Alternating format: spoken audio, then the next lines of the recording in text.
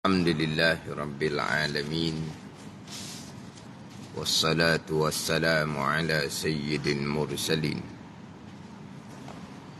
wa ala alihi wa sahbihi ajma'in. Rabbi syrah li sadri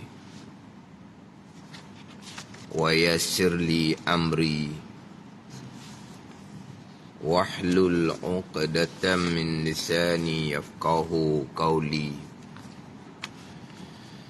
Subhanaka la ilma lana illa ma 'allamtana innaka antal alimul hakim.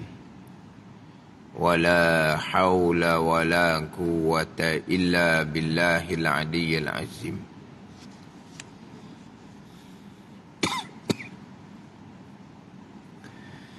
Kitab Pati Paridah, muka surah 67, baris yang kelima daripada atas. Muka surah 67, baris yang kelima daripada atas.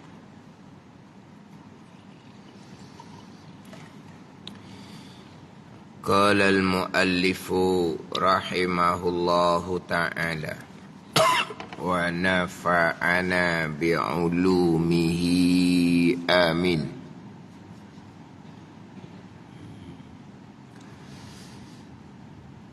Makhluk kesemuanya, kesemua makhluk binasa.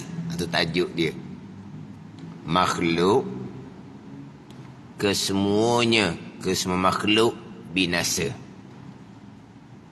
Makhluk ni bahasa Arab lah. Makhluk ni isim maf'ul yang dijadikan oleh Allah. Khaliq isim fa'il yang menjadikan ialah Allah Subhanahu wa ta'ala.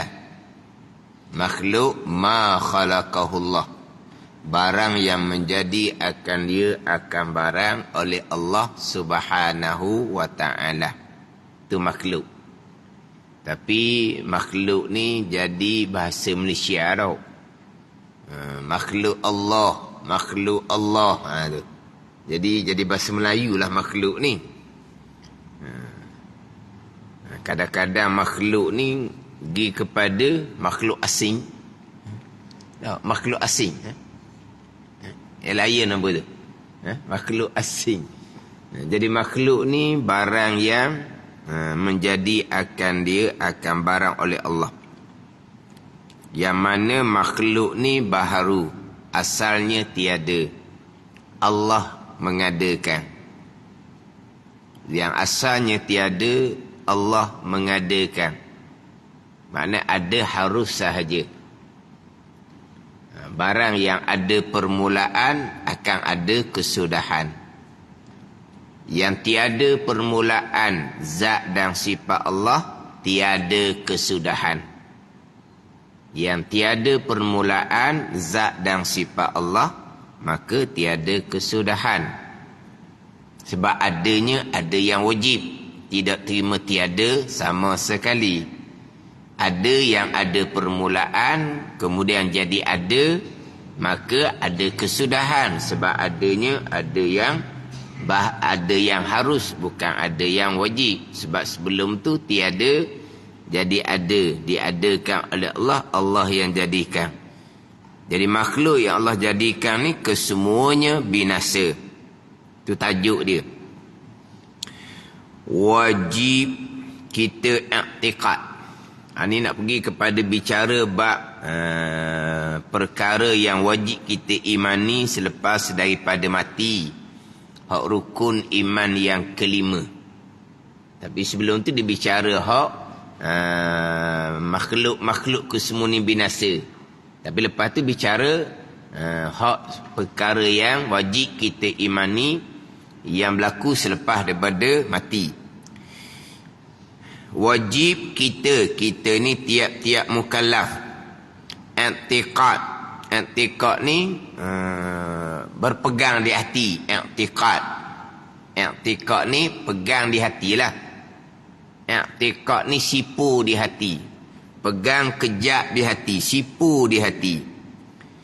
Bahawasanya yang lain daripada zat Allah dan sifatnya sifat Allah, yang lain daripada Allah tu semuanya kesemuanya binasa,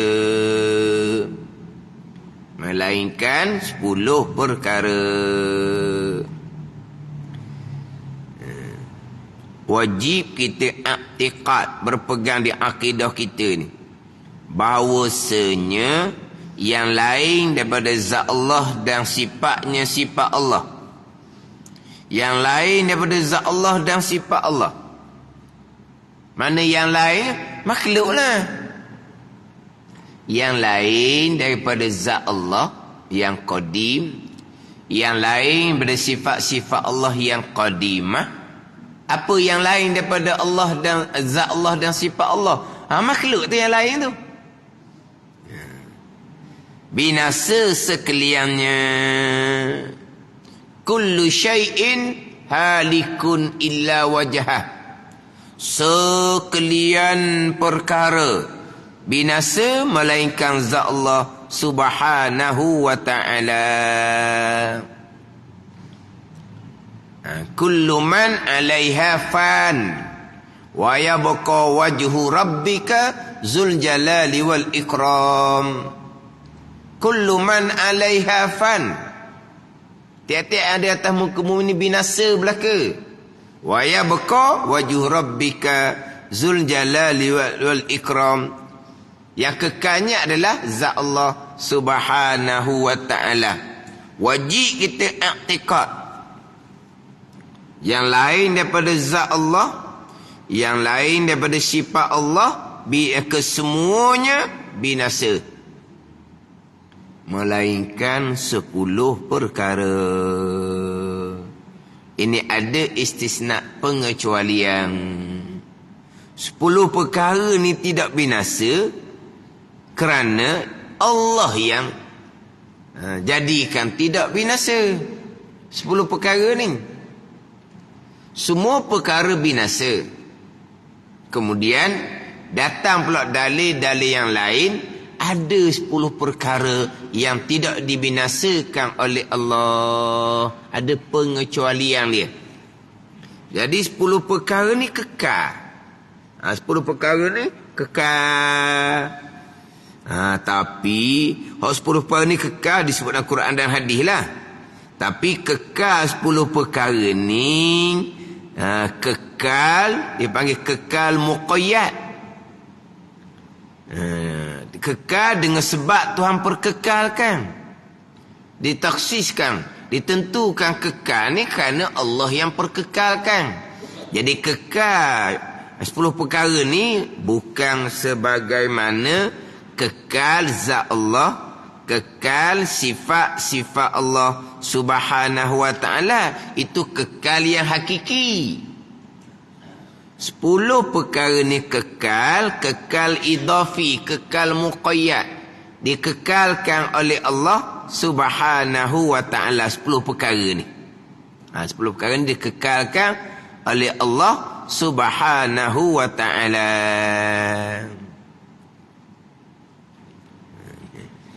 Mana 10 perkara yang dikecualikan oleh Allah, yang dikekalkan oleh Allah subhanahu wa ta'ala? 1, ruh. Ruh dikekalkan oleh Allah. Cuma ruh ni dipisahkan daripada badan sahaja. Maka badan, jasad pun mati. Roh tidak mati. Yang matinya zat badan tu mati. Zat roh tu satu zat. Zat roh dikekalkan oleh Allah subhanahu wa ta'ala. Cuma keluar daripada badan, maka badan pun mati. Keluar melalui ubung-ubung lah keluar dari badan ni. Selepas dikeluarkan daripada badan, maka selepas dikebumikan, maka roh tu akan dikembalikan semula. Di alam barzah, persoalan munkar nakir kena kepada roh dan jasad. Nikmat di alam barzah dinikmati oleh roh dan jasad. Sesaan di alam barzah, sesaan kena kepada roh dan jasad. Dua-dua kena. Sebab roh akan dikembalikan di alam barzah. Tapi nak ceritanya, roh dikekalkan oleh Allah Subhanahu wa ta'ala. Kemudian berkaitan dengan roh ni, ini adalah pekerjaan urusan Allah Subhanahu wa ta'ala. Yas'alunaka 'anir ruh. Lagi akan bertanya akan engkau ya Muhammad daripada roh. Quli ruhu min amri rabbi. Jawab alimu ya Muhammad, bermula roh daripada pekerjaan Tuhanku. Itu yang pertama. Yang kedua, ajbuz zana. Yang kedua, ajbuz zana. Ajbuz zana ni dia ajbuz zana ni satu tulang yang amat kecil. Kecil. Sebesar biji sawi. Kalau kecil sebesar biji sawi lah. Halus. Tempat duduk ajbuz zana ni di hujung tulang belakang. Di hujung tulang belakang. Yang mana ajbuz zana ni hanya ada pada manusia. Ajbuz zana ni dikekalkan oleh Allah, dan daripada ajbuz zana ni dijadikan akan manusia pada hari qiyamah, sebagaimana yang dinyatakan dalam hadis Bukhari Muslim. Laisa minal insani syai'un illa azman wahidan minhu khuliqal khalqu yaumal qiyamah. Ni akan dijadikan daripada ajbuz zana pada hari qiyamah. Dia ada di penghujung tulang belakang. Di penghujung tulang belakang. Yang mana ajbuz zana ni, kalaulah seseorang tu atas dunia jasadnya dibakar dengan api yang kepanasan dia tinggi. Api yang kepanasan dia tinggi. Maknanya jasad tu tak ada jadi apa dah. Jasad tu mana licin lah, licin. Api yang digunakan tu memang api yang sangat kuat. Hilang jasad. Hancur, hangus, licin. Tak ada sikit abuk pun. Ajbuz zana tetap dikekalkan oleh Allah Subhanahu wa ta'ala. Dia pelumat macam mana pun jasad manusia hancur lebur, licin. Mana kalau kata kena bung contohnya. Kena bung tu kok, dia ke bawa bung ke contohnya. Hak bung diri tu lah. Mana bung hak dibawa tu memang hak kuat. Licin tak ada.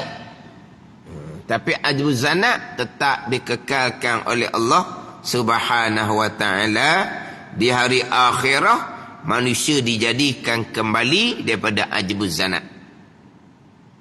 Daripada ajbuz zana tadilah Allah Ta'ala jadikan manusia kembali pada hari kiamat. Itu ajbuz zana.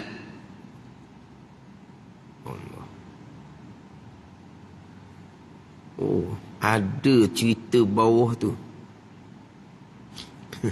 Ada cerita bawah.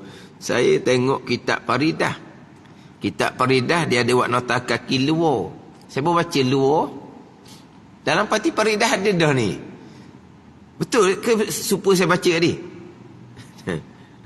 Dan sekarang ni saya tengok Faridah saya belajar. Parti Faridah saya belajar. Dalam Faridah ajbuz zana dia ada buat nota kaki, ditulis luar. Saya baca luar tadi tu. Bukan baca hura. Ada dalam partita ni. Dan ajuz zanab iaitu dalam faridah tak ada ni. Dalam faridah ada di nota kaki di luar. Dalam faridah, dalam parti di ubud dalam. Iaitu ajuz zanab, tulang yang kecil sebesar biji sawi di hujung tulang belakang. Tertentu ia ajuz zanab dengan manusia.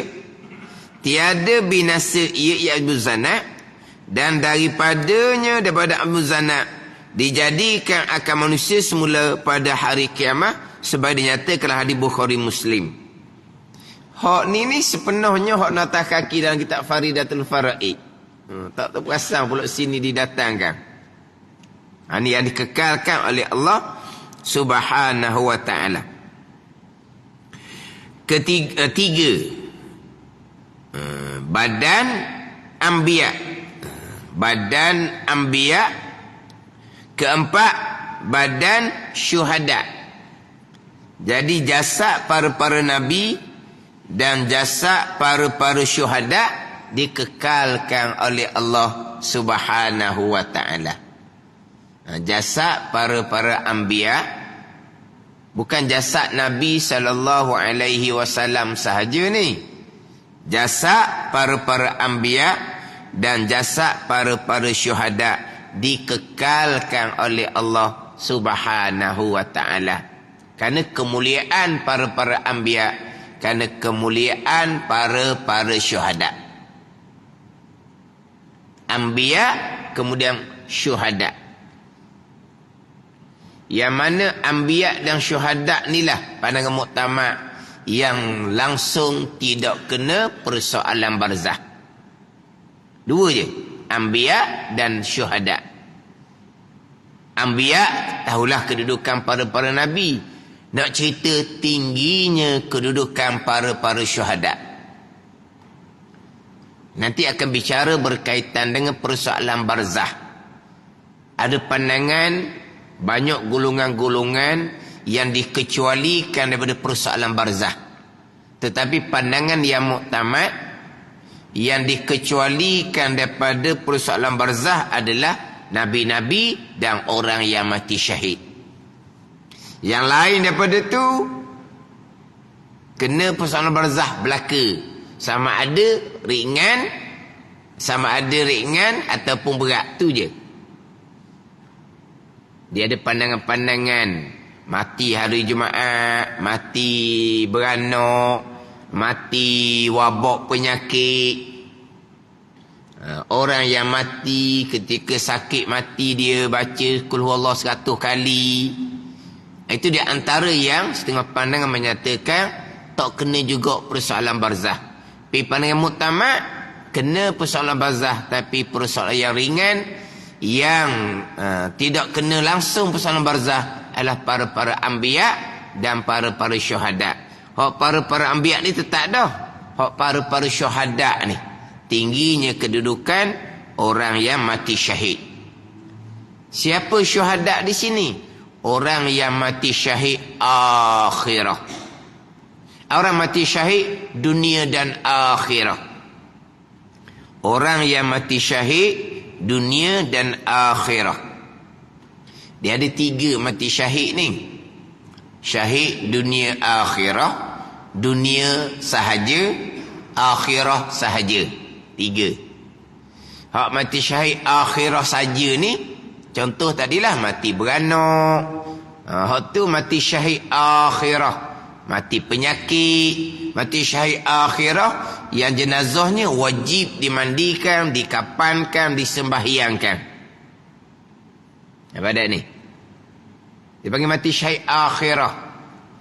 Mati syahid dunia macam mana pula? Mati syahid dunia, dia mati dalam peperangan untuk menegakkan agama Allah. Mati syahidlah di hukum dunia, jenazahnya tidak dimandikan, tidak disembahyangkan. Ada ni, diharamkan mandi jenazah ni sebab dia mati syahid. Tapi dunia saja. Zahirnya dia mati dalam peperangan untuk menegakkan agama Allah.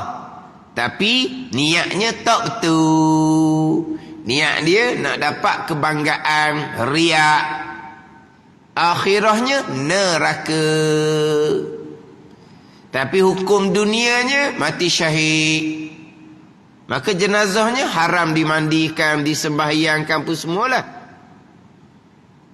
Sebab kita menghukum atas dunia. Dia dengan Allah Ta'ala ikhlas ke tak ikhlas, itu bukan urusan kita. Nabi SAW bersabda, umirtu an ahkuma bizawahir. Diperintah akan daku hukum hak zahir. Wallahu yatawalla sarair. Hak dalam hati itu adalah urusan Allah Subhanahu wa ta'ala. Jadi zahir dia mati dalam peperangan untuk menegakkan agama Allah. Mati dia mati syahid dunia. Maka jenazahnya tidak dimandikan. Syahid dunia akhirah ni hak tadilah. Mati syahid dunia, mati dalam peperangan untuk menegakkan agama Allah dan hatinya ikhlas. Syahid dunia akhirah. Ni kita bicara ni. Bila sebut mati syahid dunia akhirat. Atau dunia dihukumkan mati syahid.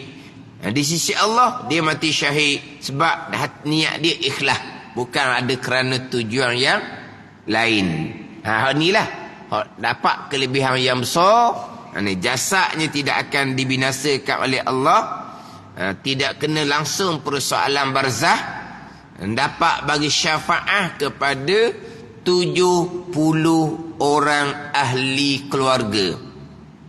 Ini hak syahid dunia dan akhirah.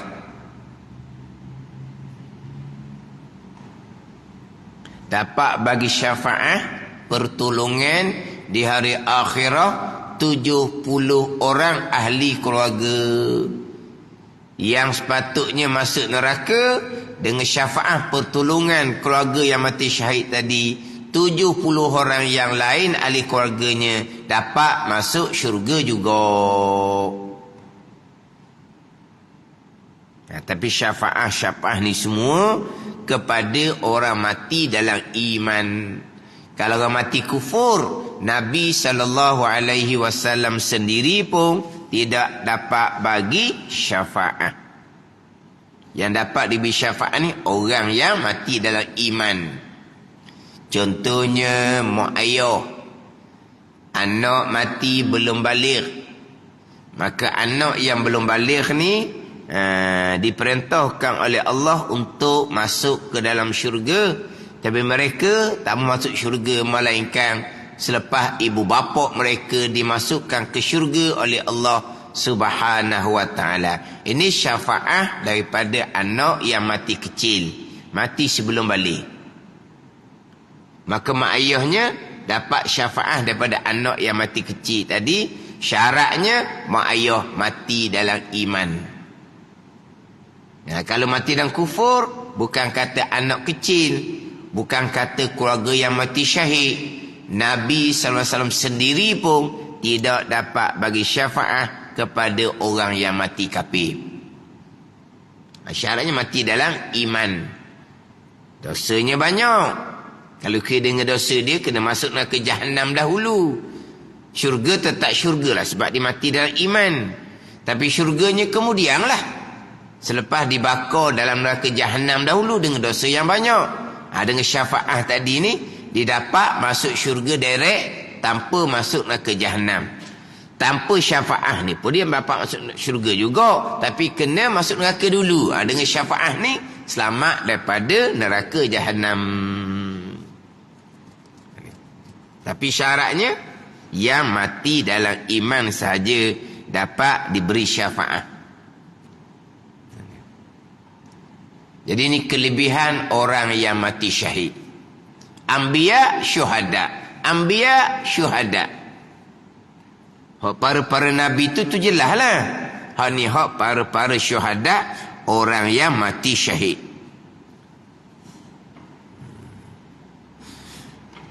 5. Arash. Yang kelima.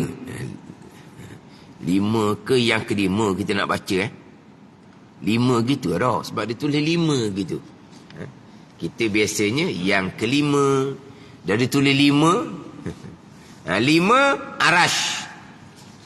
Arash dikekalkan oleh Allah Subhanahu wa ta'ala. Arash ni satu jisim yang besar yang dijadikan oleh Allah Subhanahu wa ta'ala dan nur. Yang mana arah ni melingkungi satu alam. Jadi seolah-olah arash ni umpama bumbung alam lah tau. Umpama bumbung alam. Yang mana arash ni melingkungi alam. Jadi macam bumbung. Yang mana arah ni makhluk Allah yang paling besar. Yang mana arah ni nak banding dengan bumi. Arash nak banding dengan bumi ni. Arah ni umpama padang yang luas. Bumi ni umpama umpama satu benda yang halus. Umpama cincin di satu padang yang luas. Maknanya jumpa cari tak cincin tu di satu padang luas. Tak nampak tu bezanya arah dengan bumi ni. Makhluk Allah yang paling besar. Yang mana arash ni sebelum kiamah ada 4 malaikat yang menanggungnya. Selepas daripada kiamah ditambah lagi 4 malaikat. Jadi ada 8 malaikat yang menanggung akan arash selepas daripada kiamah. Daripada kiamah ada 4 malaikat yang menanggung arash. 6 kursi. Kursi ni sebelah bawah, di sebelah hadapan arash. Dikekalkan oleh Allah Subhanahu wa ta'ala. Dikekalkan oleh Allah Subhanahu wa ta'ala. Oleh kerana arash ni makhluk yang paling besar. Kemudian dalam ayat Al-Quran 7 kali diulangi Allah Ta'ala istiwa atas arash. Lepas tu sesuai dengan arah besar, maka golongan terpesong Allah duduk atas arah lah. Sebab arah tu besar. Padang arah Allah nak duduk bumi kecil. Arah besar. Jadi dia Allah Ta'ala besar macam arah juga berkali. Arah ni memang besar. Sebab dia jisim, dia berbentuk, boleh kata besar. Dah arah besar, munasabah Allah duduk atas arah. Sebab Allah Ta'ala besar juga. Allah Ta'ala besar juga. Jadi Allah Ta'ala berjisim macam arah. Anak golongan terpesong. Memang dalam Quran 7 kali tu diulangi ayat Allah Ta'ala yang bernama Ar-Rahman tertinggi atas arash. Tu 7 kali. Istiwa atas arash. Lepas tu kita balik kepada pembicaraan dalam mukhalafatul hadis. Hak jalan salahnya macam mana, jalan khalahnya macam mana. Golongan terpesong Allah duduk atas arash. Sebab arah ni besar, sesuai Allah Ta'ala duduk. Duduk bumi kecil. Jadi bumi ni kecil, arah ni besar, Allah besar juga. Ni hak golongan terpesong. Dan luh mahfuz. Luh mahfuz. Luh mahfuz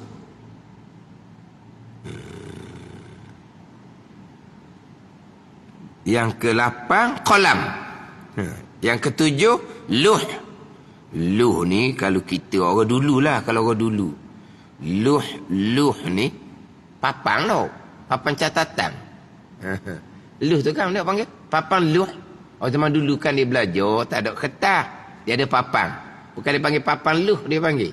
Ni. Mahfuz dipelihara oleh Allah Subhanahu wa ta'ala. Luh mahfuz dipelihara oleh Allah Subhanahu wa ta'ala. 8 qalam.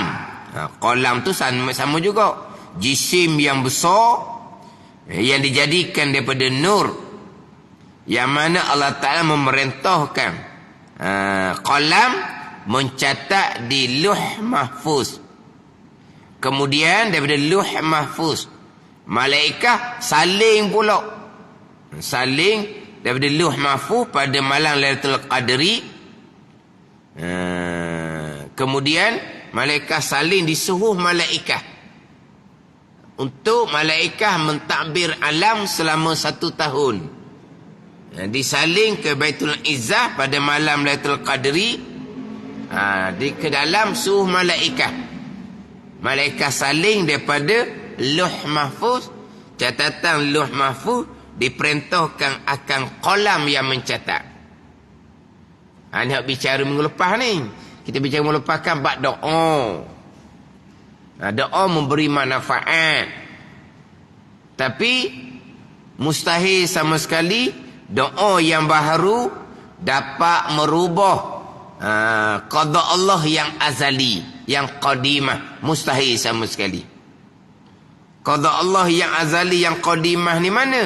Hak rukun iman yang ke-6. Itu ketentuan azali. Ketentuan yang azal, yang sedia kala.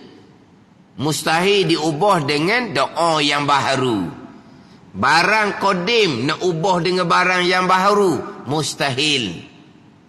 Qada azali, iradah ilmu Allah, mubram belaka dah, putuh belaka dah, mustahil berubah sama sekali.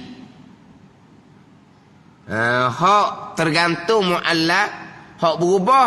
Ni hak catatan qalam di Lauh Mahfuz, catatan malaikat di suhuf malaikat. Hak ni ada yang tergantung, ada yang berubah. Tapi apa yang tergantung berubah adalah apa yang diqadakkan oleh Allah pada azal. Jadi tergantung berubah hanya pada catatan Lauh Mahfuz, tergantung dan berubah hanya pada catatan suhuf malaikat. Tapi di sisi Allah, qada azali tetap belaka dah, mustahil berubah sama sekali. Tu kena kemah molek. Kau lagi faham yang berubah ni qada azali nu, dak kena Tuhan. Tak kena Tuhan. Qada azali tu iradah ilmu. Yang kita duk sebut dah rukun ke-6 ni, Allah Subhanahu wa taala telah menentukan segala-gala perkara pada azal. Allah Subhanahu wa taala telah menentukan segala-gala perkara pada azal. Allah telah telah menetapkan segala-gala. Nak tergantung di mana? Kalau tergantung, ada qada yang mu'allaq tergantung, dan macam mana dengan tajuk rukun iman yang ke-6? Allah telah menentukan, telah menetapkan, telah memutuskan segala-gala perkara pada azal, pada sedia kala. Allah telah menentukan segala-gala, tiba-tiba ada tergantung. Waktu balik awal lah.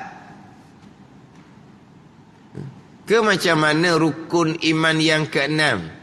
Allah telah menentukan sebahagian, Allah belum menentukan sebahagian. Ke macam mana?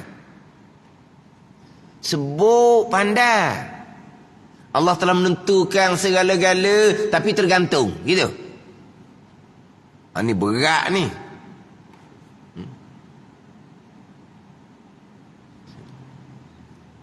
Ada orang mengajar ditanya, qada azali boleh berubah ke tak? Jawab boleh berubah belaka. Hak jawab. Kata dia tanya soalan gitu, baik mengajar je. Saya tanyalah. Betul pegangan. Hak mana hak tak betul? Betul pegangan. Tanya cari nyakit dia tanya. Dia tanya qada azali ni berubah ke tidak? Lah berubah belaka lah jawab. Jawab berubah belaka lah. Dia sakit lah pulaknya. Tu kata jangan tanya. Lepas tu ajar. Salah pegangan, bertaubat dengan Allah. Dia tanya memang sakit lah. Qada azali ni Allah telah mengqadakkan, telah menentukan, telah menetapkan, telah memutuskan segala-gala pada azal.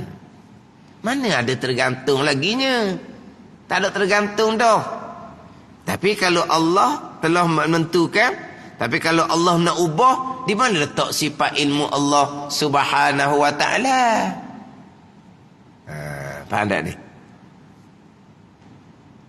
Dah hak muallak tergantung berubah, hak tu hak Lauh Mahfuz. Itu hak suruh malaikah yang dicatat di budak umur 4 bulan. Sebab malaikat catat di budak umur 4 bulan, catatan yang ada pada suh malaikah yang disalin daripada Lauh Mahfuz. Kalau yang Lauh Mahfuz tu muallak tergantung, malaikat catat di suh pun muallak tergantung. Malaikat catat di budak 4 bulan pun muallak tergantunglah juganya. Tapi tergantung hanya pada catatan. Apa yang berlaku, itulah apa yang berlaku. Sekarang ni catatan tu ada yang tergantung. Tapi apa yang berlaku? Apa yang berlaku? Siapa yang melakukan? Siapa yang buat? Allah yang melakukan. Allah yang buat. Itu bahagian kudrah. Ta'alluq kudrah. Allah yang melakukan, Allah yang buat. Allah melakukan, Allah buat sebagaimana qada azali. Gitu je lah. Yang melakukan, yang buat ni perbuatan Allah. Allah perbuat sebagaimana qada azali iradah ilmu Allah. Itu je. Tapi seperti tergantung. Itu sahaja. Semua yang berlaku Allah buat belaka. Kalau bicara kata qalam catat di Lauh Mahfuz, itu pada zahir je. Hakikinya Allah yang buat catatan tu. Malaikat catat di suh malaikat, itu pada zahir je. Hakikinya Allah yang catat. Catat di budak umur 4 bulan, Allah yang catat. Allah Ta'ala belaka. Catat kebaikan dan kejahatan, Allah Ta'ala belaka. Bukan malaikat kiraman katibin tu, malaikat yang dia mencatat kebaikan dan kejahatan, bukan. Tapi disandarkan pada qalam mencatat, malaikah mencatat. Itu hanya pada zahir. Semua yang berlaku tetap perbuatan Allah Subhanahu wa taala. Tapi dalam kitab Pati Paridah ni tak bicara ni. Hanya bicara hak tak binasa Lauh Mahfuz. Hak tak binasa qalam. Lepas tu qada yang tercatat di Lauh Mahfuz tak bicara. Hak bicara mana? Qada azali. Hak tajuk rukun iman yang ke-6. Rukun iman yang ke-6. Hak tu bicara kita Pati Paridah ni. Ni hak rukun yang ke-6 tak selesai. Sifat 20 tak selesai, dinaik bicara hak Lauh Mahfuz.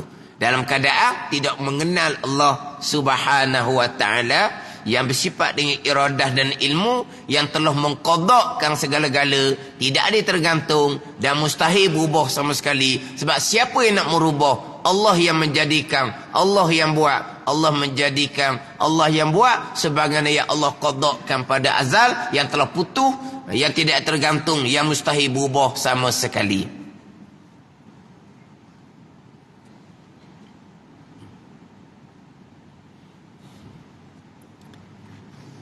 Ada buku budak-budak dibicara rukun iman yang ke-6,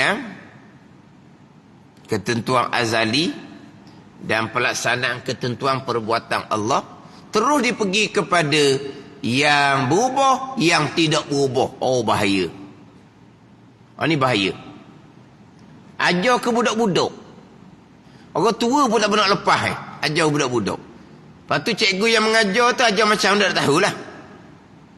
Daripada tajuk rukun iman ke-6, ketentuan azali, di bawah tu tidak ada pun bicara Lauh Mahfuz, tidak ada.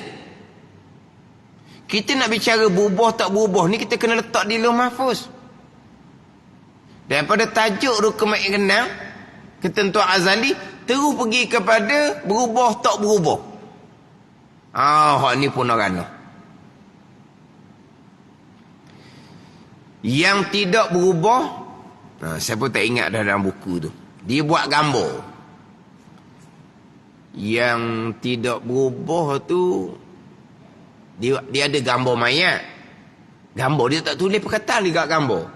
Gambar mayat ni mungkin ajal. Lepas tu dia buat gambar, tapi saya tak ingat dah mana berubah dan tak berubah. Sebab dia ada gambar mayat, gambar pengantin, mungkin jodoh, gambar padi, mungkin rezeki. Tu gambar apa tadi berubah? Berapa keping gambar? Di bawah tajuk berubah dan tidak berubah. Tapi di bawah tajuk ketentuan azali. Bukan di bawah tajuk luh mahfuz. Di bawah tajuk ketentuan azali. Ada yang berubah, ada yang tidak berubah. Maka dia datang gambar-gambar tadi tu. Bicara berubah pun semua ni kena letak di bawah bicara luh mahfuz, suruh malaikah, helayang malaikah yang salin duduk luh mahfuz. Itu baru bicara hak berubah. Bukan bicara hak ketentuan azali. Memang apa yang Allah Ta'ala perintah qalam catat di luh mahfuz, yang malaikat catat di malaikat, semuanya ada pada qada qadar belaka. Memanglah semuanya ada pada qada qadar belaka. Yalah sebab qalam mencatat qada qadar juga. Malaikat yang mencatat qada qadar juga. Jadi yang ada catatan yang tergantung tu, itu semua perbuatan Allah Ta'ala belaka. Tapi sampai masa yang Allah buat sebagai hak azali. Itu je lah. Kalau hak ni pun tak nak beza. Kalau kira-kira mari, simple je sebenarnya. Simple je. Qada azali, qada yang tercatat di lauh mahfuz, qada yang tercatat di suhuf malaikah, qada yang tercatat di budak umur 4 bulan. Qada azali itulah yang kita bicarakan kenang. Iradah ilmu. Yang mubram, yang putuh, yang tidak ada yang mu'allak tergantung. Yang mustahil berubah sama sekali.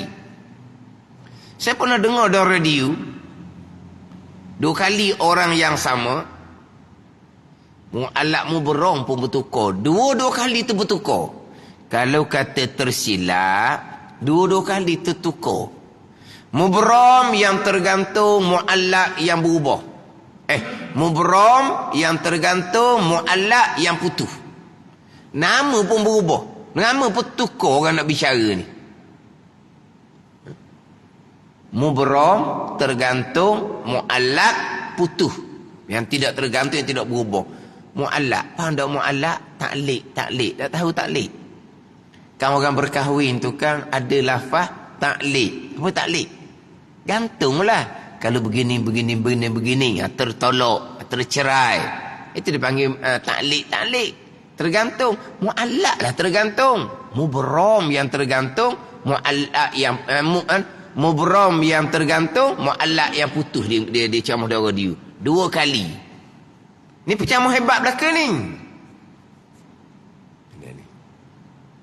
Lepas tu dibezakan hak azali dengan hak lu mampu. Dak, dirakung sekali. Jadi hak tergantung berubah ni ketentuan azali. Sebab masa bicara tu tuan azali dengan luh mampu dia letak sebaku, kita panggil letak sekali. Hak ni pun orang noh lah. Tidak mengenal Allah Subhanahu wa ta'ala yang bersifat dengan iradah, yang bersifat dengan ilmu.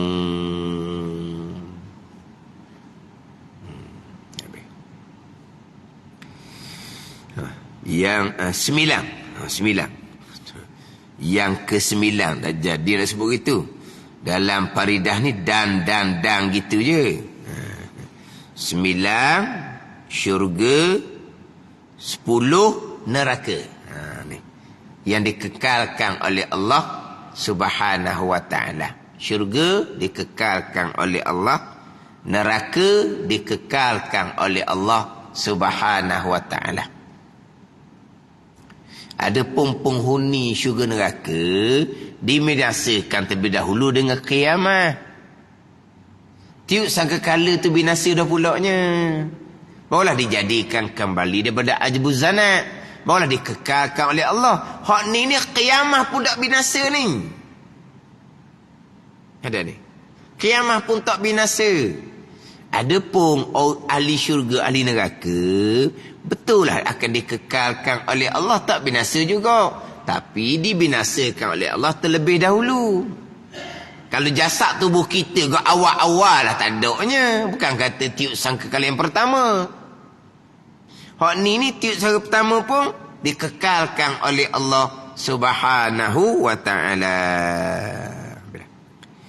Dan hakikat ruh, atau yang pertama yang dikekalkan oleh Allah, tidak mengetahui akan dia, melainkan Allah jua. Dia balik semula kepada hak yang pertama. Hakikat ruh, sebenar-benar ruh manusia ni macam mana, tiada mengetahui melainkan Allah Subhanahu wa ta'ala yang mengetahui berkaitan dengan hakikat ruh. Dan malakul maut ialah yang mengambil nyawa, dan wajib beriman bahawa mati itu dengan rentahan Allah, dan mesti tiap-tiap bernyawa itu mati. Kullu nafsin za'iqatul maut. Wallahu a'lam.